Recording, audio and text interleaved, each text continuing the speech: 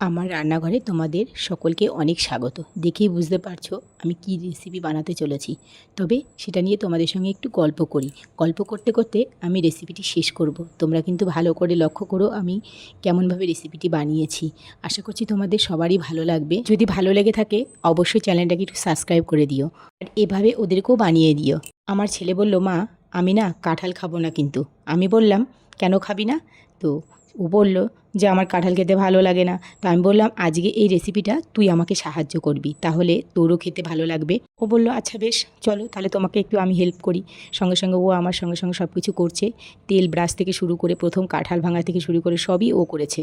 তো তাই ওর মজাও লেগেছে আর ওর খুব পছন্দ হয়েছে। তাই এখন থেকে বলছে আমি আর কাঁঠাল খাবো না, বলবো না, এখন থেকে আমিও কাঁঠাল খাবো, তোমরাও আমার সঙ্গে সঙ্গে খেও। গল্প করতে করতে রেসিপিটাও শেষ করে ফেললাম। দেখো কি সুন্দর নরম তুলতুলে হয়েছে। আশা করছি তোমাদের খুব পছন্দ হয়েছে। এভাবে আমার পাশে থেকো। নতুন ভিডিও।